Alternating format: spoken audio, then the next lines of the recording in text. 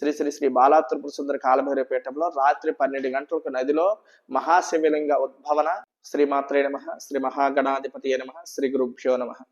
సదాశివ సమారంభం శంకరాచార్య మధ్యమం అస్మదాచార్య పర్యంతం వందే గురుం పరంపరం. శ్రీ గురు సర్వకారణ భూతాశక్తి. భక్త మహాశైలందరికీ కూడా ముందుగా మహాశివరాత్రి శుభాకాంక్షలు.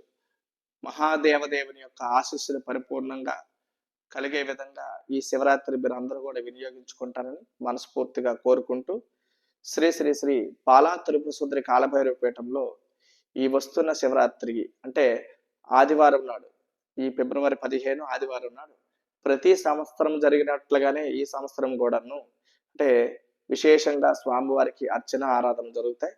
5 జాముల్లో స్వామివారికి అభిషేకం చేయడం మన బాలా త్రిపుర సుందరి కాలభైరవ పీఠంలో ప్రత్యేకం, మీకు అందరికి తెలిసిందే. కాబట్టి ఉదయం 5 నుంచి 6 మధ్యలో ఒకసారి, మధ్యాహ్నం 12, 1 గంట మధ్యలో ఒకసారి, సాయంత్రము 5 నుంచి 6 గంటల మధ్యలో ఒకసారి, రాత్రి 12 నుంచి 1 గంట మధ్యలో ఒకసారి, అదేవిధంగా ఏకోజామున 5 నుంచి 6 మధ్యలో ఒకసారి స్వామివారికి నమ్మక చమక పూర్వకంగా అభిషేకం జరుగుతుంది.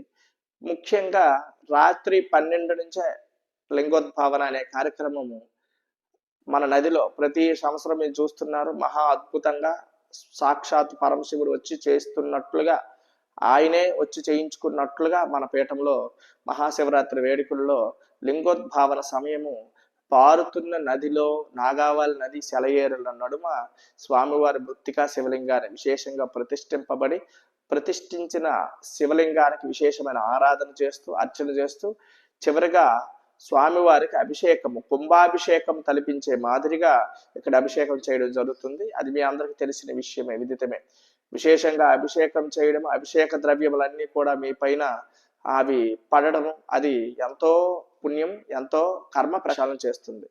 నదిలో శివలింగాన్ని పెట్టడమే ఒక అదృష్టం. పారుతున్న సెలయేటులో మృత్తికా శివలింగ ఆరాధన విశేషమైన ఫలితాన్ని ఇస్తుంది. అందులో ఆ పారుతున్న సెలయేటితోటి అభిషేకం మనం అందరం కలిసి సామూహికంగా చేయడం ఇంకా ఉన్నతమైనది, ఉత్కృష్టమైనది.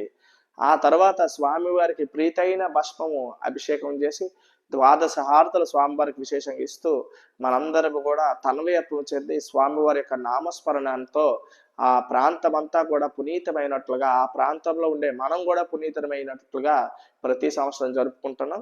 కాబట్టి మరి ఈ సంవత్సరం కూడా మీరందరూ కూడా శ్రీ శ్రీ శ్రీ బాలా త్రిపుర సుందరి కాలభైరవ పీఠంలో రాత్రి 12 గంటలకు నదిలో మహాశివలింగ ఉద్భవన, అదేవిధంగా మహాశివలింగ అర్చన ఆరాధన అభిషేకాలకి మీరు ఖచ్చితంగా వస్తున్నారు.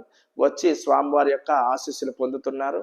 తర్వాత గురువు గారు ఇచ్చే భస్మాన్ని ధారణ చేసుకొని మీరు అందరూ కూడా ఇంటికి ప్రయాణం అవుతారు.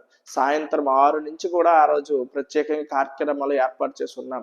ఎందుకంటే జాగరణ చేసేటప్పుడు మహాశివరాత్రి నాడు ఆ మాయ ప్రభావం ఏంటో ఆ రోజు ఎక్కువ నిద్ర వస్తుంది అందరికీ.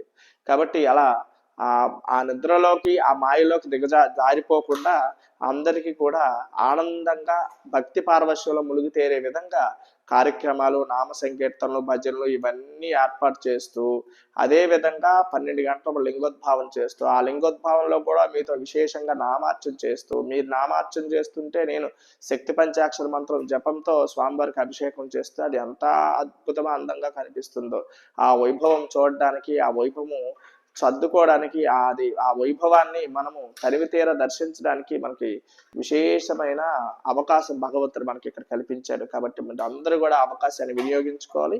ఆ అవకాశము ద్వారా మన జీవితాలను పునీతంగా మార్చుకోవాలి. ఎందుకంటే పెద్దలు చెప్పిన మాట ఒకటి ఉంది, జన్మకో జాగరణ. జన్మకో జాగరణ అంటే భగవంతుడి నామ సంకీర్తనతో, భగవంతుడి మీద విశేషమైన భక్తి శ్రద్ధలతో, భగవంతుడి దగ్గరగా ఉండి ఉపవాస దీక్షల అవకాశం ఉన్నంత వరకు, ఎంత అవకాశం ఉంటే శరీరం సహకరించే విధంగా ఉపవాస జాగరణ చేసి స్వామివారికి అర్చన ఆరాధన చేసుకోవడం అనేది జాగరణ. అది అలాంటి జాగరణ జన్మకు ఒకటి చేసుకున్నా చాలు అని మన పెద్దలు చెప్తారు. ఎందుకంటే మాఘమాసంలో వచ్చే శివరాత్రి నాడు, మహాశివరాత్రి నాడు అర్చన చేసుకుంటే ఈ 11 శివరాత్రులు కూడా అర్చన చేసినంత పుణ్య ఫలితం వస్తుందని పెద్దలు చెప్తున్నారు. కాబట్టి అలాంటి జాగరణతో కూడిన జాగారం మనము భక్తి శ్రద్ధలతో చేయకపోతే ఆ ఫలితాన్ని మనం పొందుకోకపోతే ఎలా?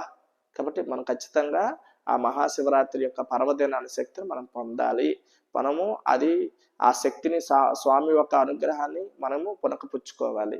కాబట్టి మీరు ఇంటి దగ్గర ఏదో అందరూ కూర్చొని ఒక విలాసమైన ఆటలు ఏవో ఆడుకుంటాము, లేకపోతే ఏదో మనకు తెలిసిన పూర్వంలో పడుకోకుండా ఉండడమే శివరాత్రి యొక్క సంకల్పం కదా, చాలా ఉంటే శివుడి యొక్క అనుగ్రహం దొరికిపోతుంది కదా అనే భ్రమలో ఉండిపోకండి. మనం మెలకుతో ఉన్నాము అంటే భగవంతుడి యొక్క ఆరాధనలో ఉండాలి. మెలకుతో ఉన్నాము అంటే భగవంతుడికి దగ్గరగా ఉండాలి.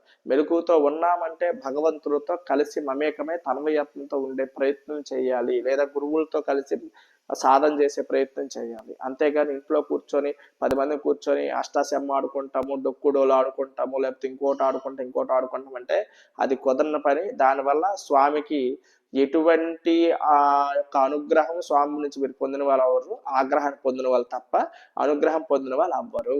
స్వామికి ఇష్టమైనది భగవంతుడు మనకి వేదం ఏదైతే నిర్ణయించిందో, మనకు ఉపనిషత్తుల సారం నుంచి ఏదైతే వచ్చిందో, మన పెద్దలు మనకి ఏదైతే అందించారో ఆ విధంగానే ఏ నోము నోచుకున్నా, ఏ పండగ చేసుకున్నా, ఏ వ్రతం నోచుకున్నా, ఇలాంటి అభిషేకాలు చేసుకున్నా, శివరాత్రి పర్వదినాల్లో చేసుకున్న ఫలితం ఉంటుంది తప్ప గాని మనకి ఏదైతే నిబద్ధతగా కొన్ని విధులను, కొన్ని క్రియలను, కొన్ని ఆచరణలు ఏదైతే ఇచ్చారో దాని ప్రకారం నడుచుకోవాలి తప్ప మనకు నచ్చినట్లు మనం నడుస్తామంటే అది జాగరణ అవ్వదు. కాబట్టి మనందరము కూడా భక్తి శ్రద్ధలతో, నామస్మరణతో అందరము కూడా కలిసి ఒక దగ్గర చేరి సంకీర్తన చేసుకోవచ్చు, భజన చేసుకోవచ్చు, ధ్యానం చేసుకోవచ్చు, జపం చేసుకోవచ్చు, లేదా ఏదో ఒక ప్రక్రియలో ఇప్పుడు జరుగుతున్న ఈ అభిషేకంలో అవ్వచ్చు, పాల్గొని అభిషేకం చేసుకోవచ్చు. ఇలాంటిది జన్మకు ఒకటి చేసుకున్నా చాలు అని పెద్దలు చెప్పారు తప్ప కానీ మనకు వచ్చినట్టుగా ప్రతి సంవత్సరం మేము శివరాత్రి మెలుకుతూనే ఉంటున్నాం, మరి సంవత్సరం అంతా పూజ చేయక్కర్లేదని ఆలోచన ఉండకూడదు. మనం ఇంట్లో చేసేది మనము భక్తి శ్రద్ధలతో చెయ్యాలి తప్ప ఏదో నలుగురితో కాలక్షేపం చేసేది అది పూజే కాదు, పూజ అనిపించుకోదు, పాపం అనిపించుకుంటుంది. కాబట్టి మీరందరూ కూడా ఏది యథార్థమో, ఏది అవసరమో, ఏది చెయ్యాలో అది తెలుసుకొని మరి శివరాత్రి నాడు చేసి శివరాత్రి పర్వదినాన్ని వినియోగించుకోండి. ఆదివారంతో కూడింది, మాఘమాసంలో మహాశివరాత్రి ఆదివారంతో కూడి ఉదయాన్నే మనకి సోమవారం కలిసి వస్తుంది. ఎంతో బాగా వచ్చింది ఈ సంవత్సరం శివరాత్రి. కాబట్టి అందరూ భక్తి శ్రద్ధలతో ఈ మహాశివరాత్రిని వినియోగించుకోండి. సర్వేజన సుఖినో భవంతు, సమస్త లోకా సుఖినో భవంతు.